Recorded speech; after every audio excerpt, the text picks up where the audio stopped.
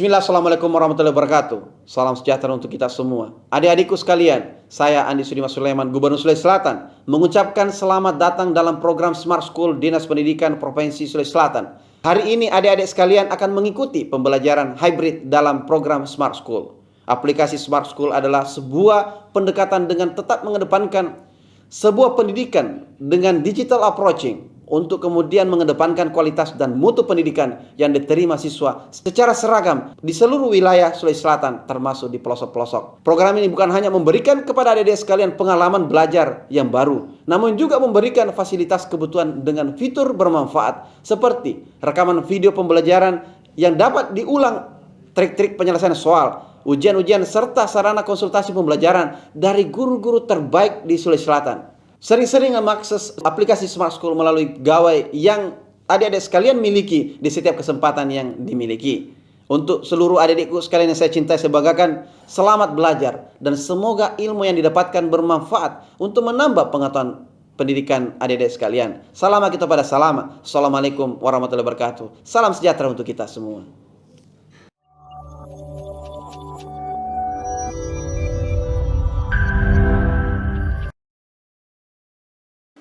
Generasi Smart School berkarakter cerdas Ki.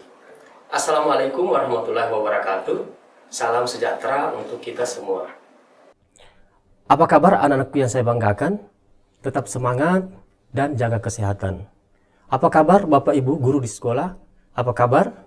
Ya, tetap kita bersama-sama menjaga kesehatan dan bersama-sama membangun sumber daya manusia yang unggul. Perkenalkan, saya Jihad Talib, salah satu tim pengajar dari Smart School Sulawesi Selatan.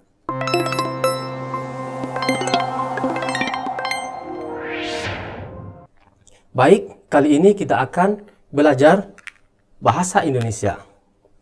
Adapun materi yang akan kita bahas adalah tentang teks cerita sejarah. Ya, pada kesempatan kali ini yang akan kita bahas lebih spesifik mengenai nilai budaya, sosial, dan estetis.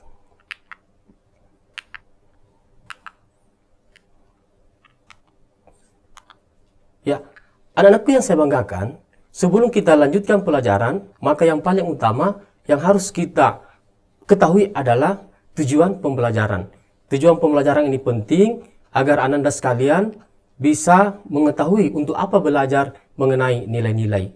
Adapun tujuan pembelajaran kita kali ini yaitu mengetahui dan mengidentifikasi nilai-nilai dalam teks cerita sejarah.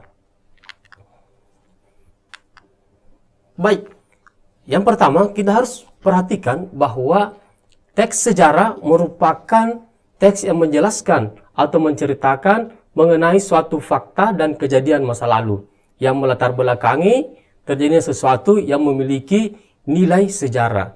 Jadi pada dasarnya teks cerita sejarah itu adalah teks yang berdasarkan fakta dan kata kuncinya adalah memiliki nilai.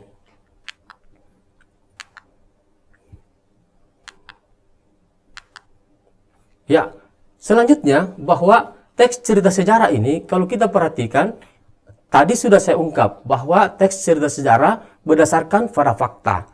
Jadi saya berikan contoh. Salah satu peninggalan kerajaan Majapahit ini sebuah situs candi. Candi ini adalah sebuah fakta yang bisa diramu menjadi sebuah cerita. Salah satunya dalam bentuk novel. Apa yang ada di gambar sini bahwa dari fakta tersebut, peristiwa tersebut bisa kita hasilkan menjadi sebuah cerita sejarah dalam bentuk novel. Ya, kita perhatikan bahwa fakta sejarah inilah yang bisa menjadi sebuah cerita sejarah. Jadi, anakku yang saya banggakan bahwa untuk membuat sebuah cerita sejarah maka diperlukan dukungan fakta. Fakta inilah yang diramu sedemikian rupa sehingga menjadi sebuah cerita sejarah.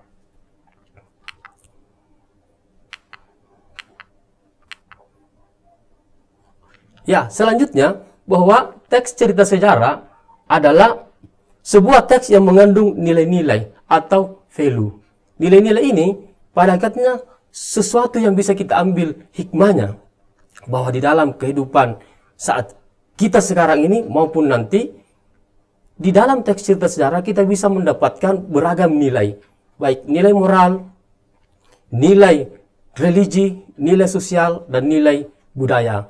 Jadi bentuk cerita sejarah bisa berbentuk novel dan bisa berbentuk sebuah cerpen.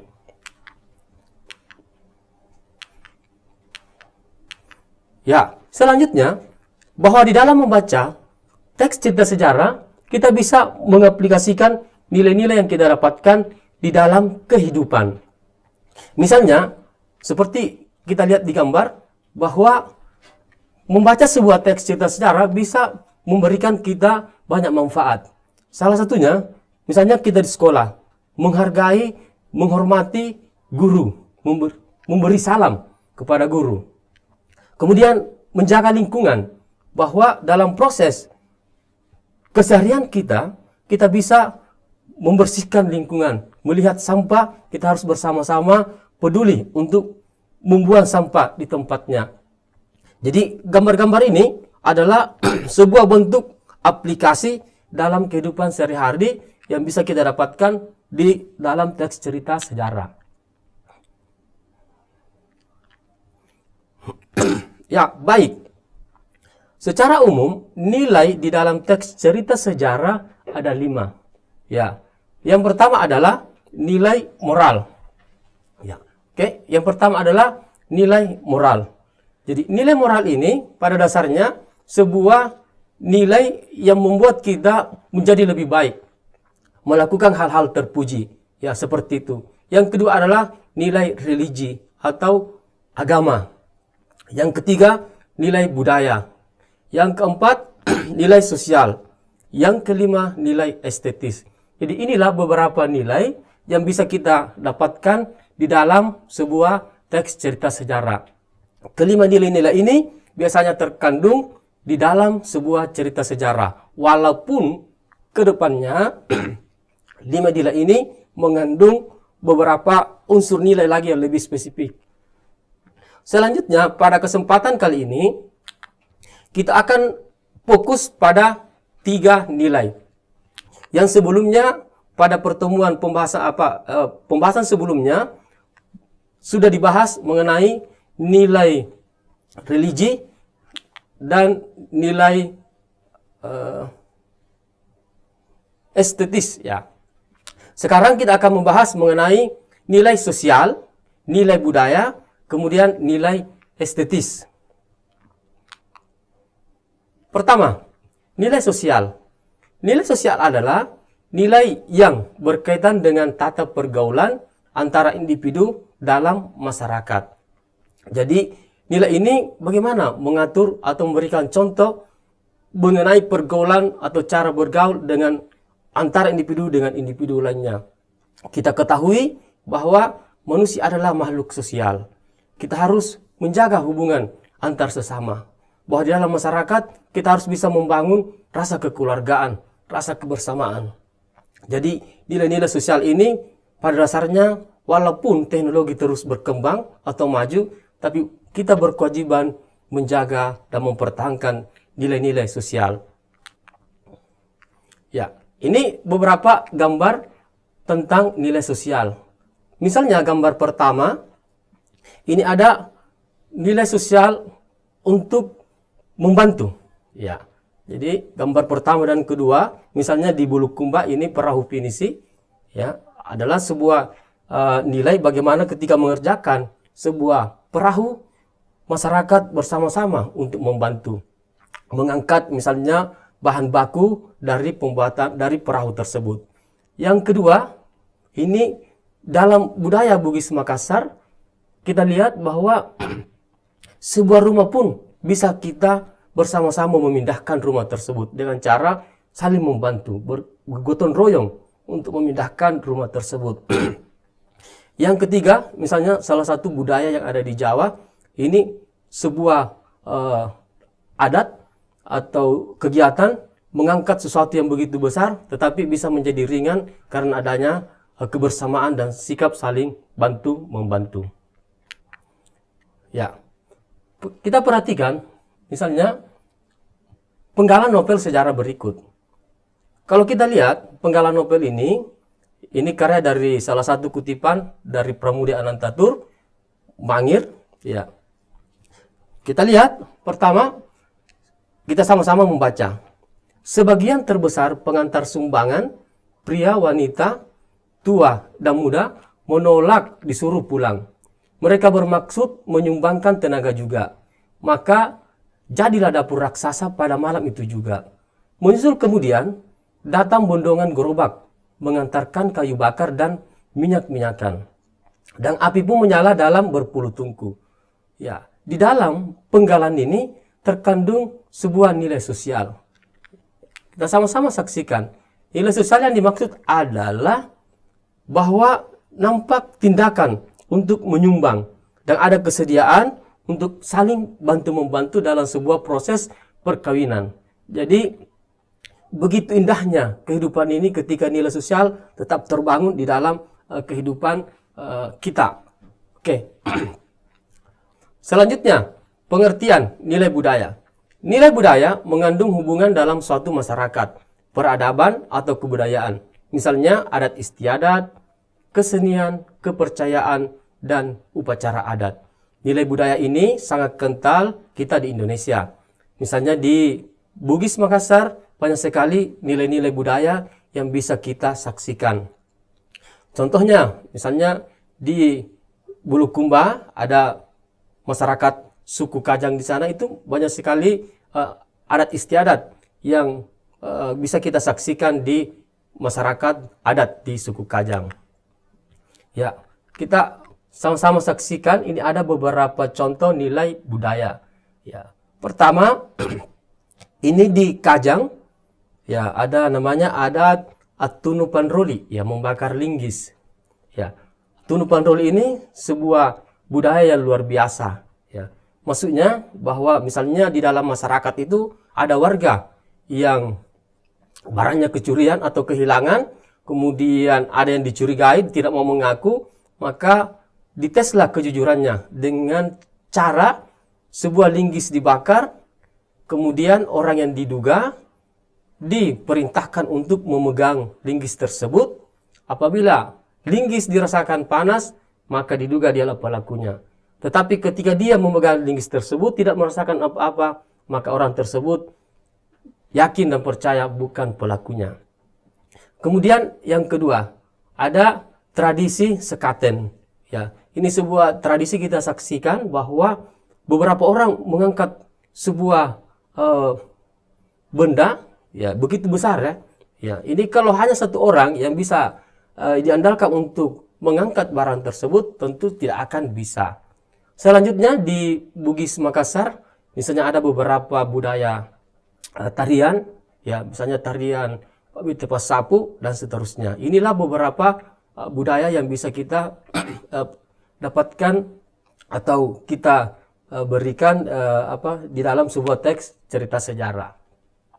Ya, sekarang kita lihat penggalan novel berikut. Dan bila orang mendarat dari pelayaran, entah dari jauh, entahlah dekat, ia akan berhenti di suatu tempat beberapa puluh langkah dari dermaga. Ia akan mengangkat sembah di hadapannya, berdiri selah baginda. Sebuah tugu batu berpahat dengan prasasti peninggalan Sri Airlangga. Bila ia meneruskan langkahnya, semua saja jalanan besar dilaluinya, jalanan ekonomi sekaligus militer. Ia akan selalu berpapasan dengan pribumi yang berjalan tenang tanpa tegas sekalipun di bawah matahari terik. Di dalam penggalan ini terkandung sebuah nilai budaya. Ya, kita lihat nilai budaya yang terkandung adalah bahwa kita di timur itu selalu mengajarkan hidup saling menghormati, hormat terhadap pemimpin, dan menjaga sikap dan perilaku. Ya, ini ya. Oke, bahwa kita di budaya timur harus mempertahankan budaya seperti ini. Ya, saling menghargai, saling menghormati. Ya. Selanjutnya,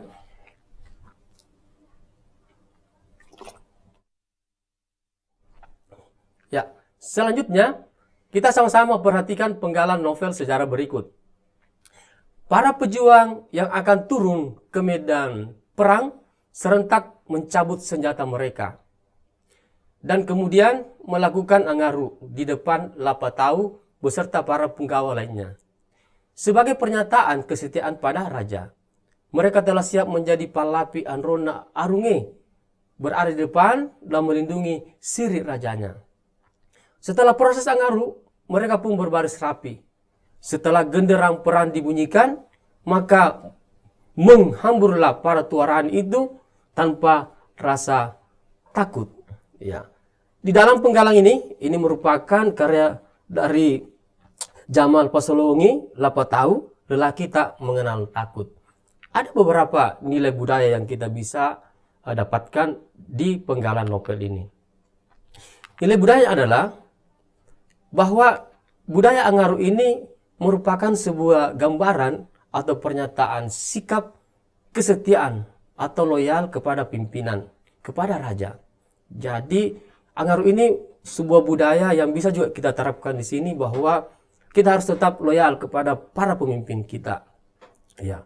Kalau dulu ini dalam proses peperangan atau medan perang, tapi sekarang kita bisa aplikasikan di dalam kehidupan keseharian kita tentang kesetiaan kepada para pemimpin atau setia misalnya kepada Pancasila dan NKRI. Sekarang kita lanjut tentang nilai estetis. Nilai estetis adalah nilai yang berkaitan dengan keindahan, baik keindahan struktur pembangun cerita, fakta cerita, maupun teknik penyajian cerita. Estetis tentu berhubungan dengan alur dalam sebuah teks cerita sejarah. Karena ketika kita membaca sebuah teks, maka secara tidak langsung kita akan menikmati alur dari cerita tersebut. Jadi nilai estetis ini sangat amat penting dalam sebuah teks cerita sejarah.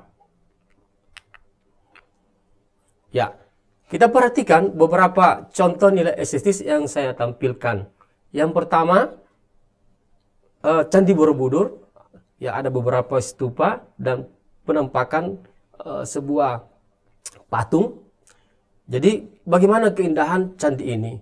Jadi ini bisa kita dapatkan di dalam teks cerita sejarah. Akan digambarkan, akan dibahasakan tentang keindahan-keindahan sebuah bangunan. Begitupun juga di gambar kedua. Gambar kedua ini sebuah gambar peninggalan pada zaman Belanda. Jadi gambar kedua ini menunjukkan ya bagaimana keindahan pada waktu zaman penjajahan Belanda dari segi infrastruktur atau bangunan. Jadi ada keunikan tersendiri.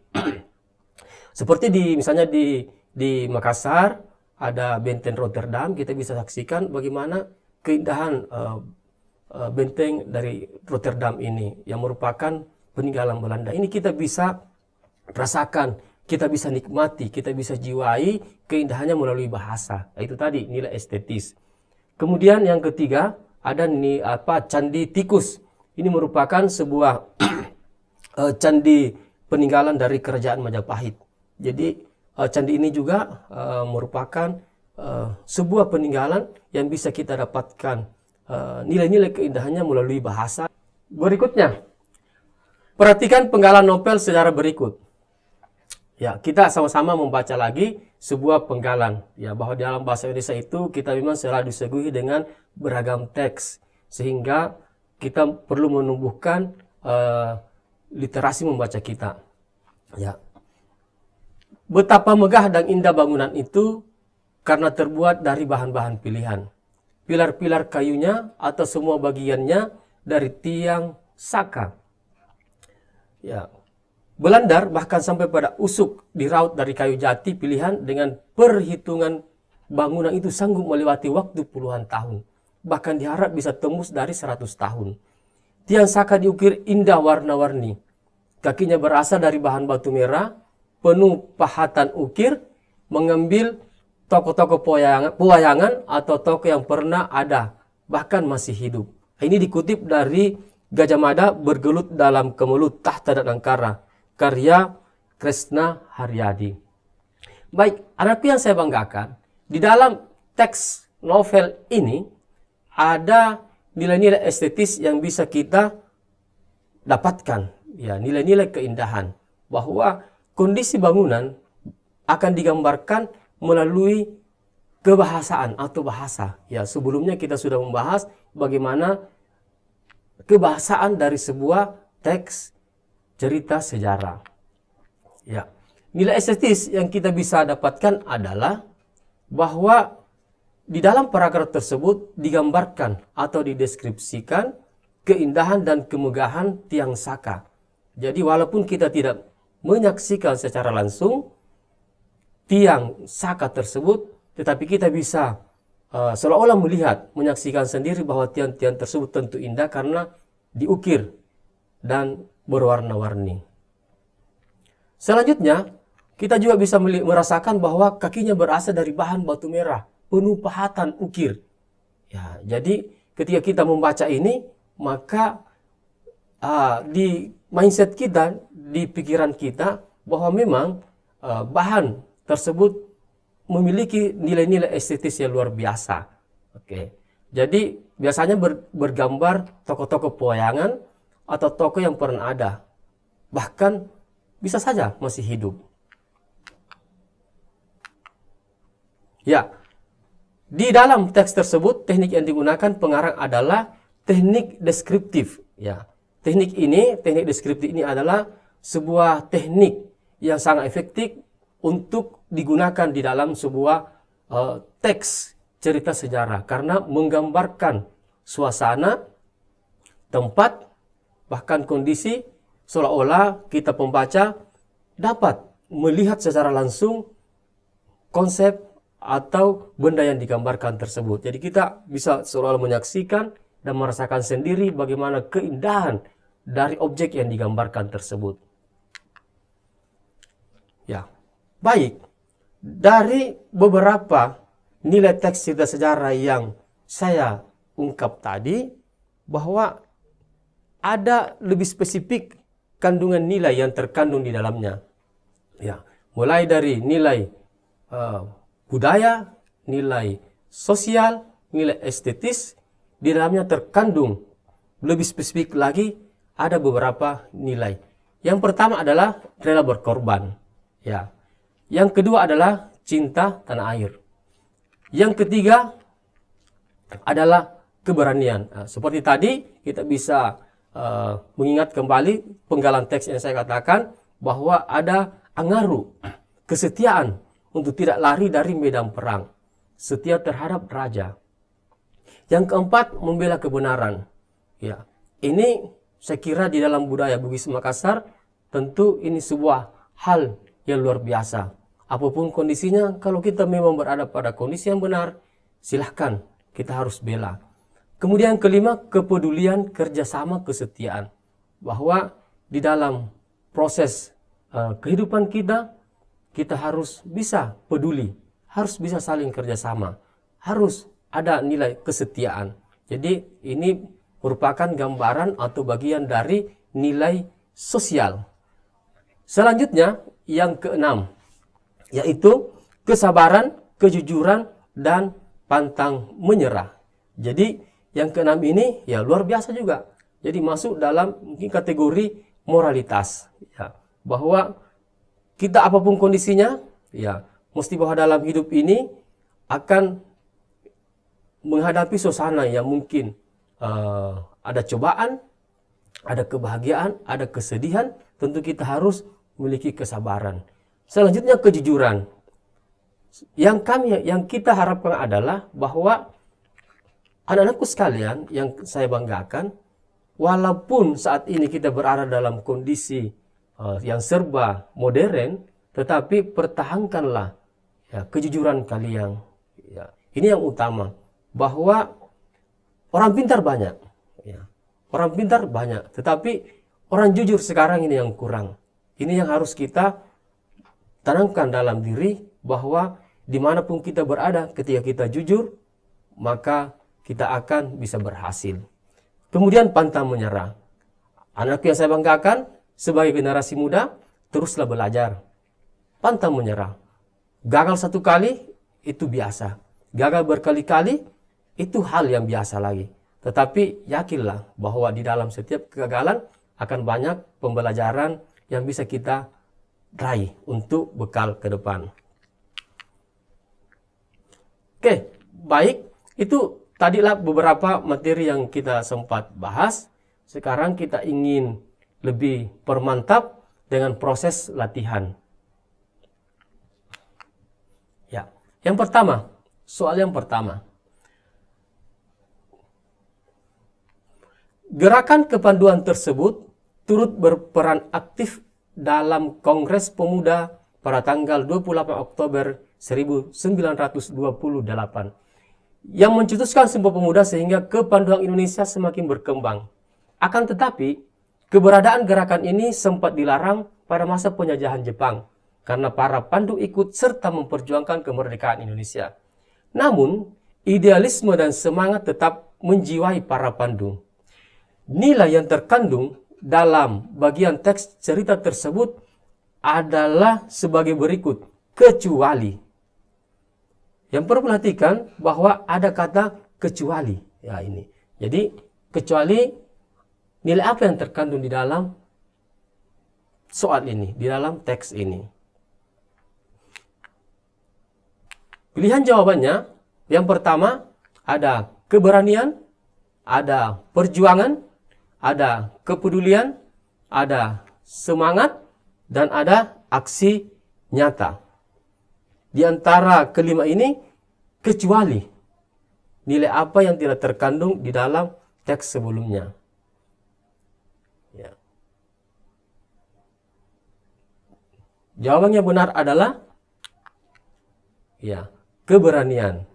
Ya, jadi nilai yang tidak terkandung di dalam teks atau di dalam soal di atas adalah kecuali keberanian. Mengapa? Ya, kita bahas. Ya, pada teks tersebut kita tidak akan menemukan nilai kebenaran. Nilai yang tergambar dari sikap tokoh yang terlibat di dalamnya adalah sebagai berikut. Yang pertama, perjuangan para pandu yang ikut serta memperjuangkan kemerdekaan. Ini yang pertama. Jadi ada nilai perjuangan. Yang kedua, semangat para pandu meskipun kepanduan dilarang oleh penjajah Belanda. Jadi ini tergambar juga di dalam teks sebelumnya, di soal yang kita bahas tadi. Yang ketiga, aksi nyata para pandu dengan berperan aktif dalam Kongres Pemuda. Kemudian yang keempat, kepedulian para pandu yang ditunjukkan dengan keterlibatannya dalam Sumpah Pemuda. Ya, jadi kalau kita perhatikan ya, bahwa nilai-nilai yang terdapat di dalam soal yang kita bahas tadi ini adalah ada nilai perjuangan, ya, ini ada nilai semangat, kemudian ada aksi nyata, berperan aktif, ini kata kuncinya. Oke, selanjutnya adalah peduli. Ya. Jadi inilah nilai-nilai yang terkandung. Mengapa keberanian tidak muncul? Karena kita sudah lihat di pembahasan ini bahwa nilai yang terkandung di dalam teks tersebut hanya berupa perjuangan, ada nilai semangat, aksi nyata, dan kepedulian. Ya. Selanjutnya kita lanjut ke soal yang kedua. Meskipun kalah, pasukan Mataram tak kehilangan akal. Mereka mengirimkan wabah penyakit ke Batavia. Prajurit Mataram lalu mencemari Sungai Ciliwung dengan bangkai binatang. Hasilnya efektif. Tak lama kemudian, Batavia diserang wabah kolera karena meminum air dari Sungai Ciliwung yang terkontaminasi bangkai tadi. Istri JP Kun tewas akibat penyakit ini. 4 hari berselang, JP Kun juga meninggal karena wabah tersebut. Pertanyaannya, nilai apa yang paling menonjol dalam cerita tersebut dan bisa kita tiru adalah pilihannya. Pertama ada nilai kecerdikan. Ya. Yang kedua keberanian. Yang ketiga kerjasama. Yang keempat kejujuran. Yang kelima kesabaran. Berdasarkan cerita di atas, nilai apakah yang lebih dominan di dalam soal tersebut atau di dalam cerita tersebut? Ya, nilai yang paling dominan adalah kecerdikan. Ya, saya yakin Anda semua pasti memahami dan saya yakin poin Allah yang Anda pilih yaitu tentang kecerdikan. Mengapa kecerdikan? Kita bahas. Ya. Dalam cerita tersebut, hal yang paling tergambar, ini kata kuncinya, adalah cara pasukan Sultan Agung mengalahkan pasukan JP Kun setelah mereka gagal memenangkan pertempuran. Pada akhirnya, ya, cara yang mereka ambil adalah dengan mengirim wabah, bukan bertempur secara langsung. Karena secara kekuatan, ya, tidak bisa menyaingi kekuatan pasukan JP Kun ini, tapi mereka mengambil sebuah strategi. Jadi bukan bertempur secara langsung. Jadi karena sebelumnya sudah dikalahkan, maka mereka mencari sebuah strategi yang cerdik. Dari cerita tersebut kita mengambil pelajaran agar cerdik dalam memilih cara atau strategi. Ya, dengan demikian nilai yang paling menonjol dalam cerita tersebut adalah nilai kecerdikan. Ya, seperti itu. Ya, ini dia nilai kecerdikan. Oke. Jadi saya kira dalam kehidupan sehari-hari juga kita bisa terapkan nilai-nilai kecerdikan ini. Ya, misalnya anak-anakku yang saya banggakan, kalian sudah kelas 3. Mungkin ke depannya sekarang sudah harus mulai cerdik berpikir bagaimana nanti cara-cara Anda lakukan agar bisa maksimal, ya, mendapatkan hasil yang lebih hebat pada saat ujian nanti. Ya, ujian masuk perguruan tinggi. Mulai dari sekarang ambil sebuah strategi yang cerdas, yang pintar. Ya, apa-apa yang perlu kalian lakukan untuk bisa menjadi siswa yang hebat, yang bisa tembus masuk ke perguruan-perguruan tinggi favorit di Indonesia bahkan di dunia.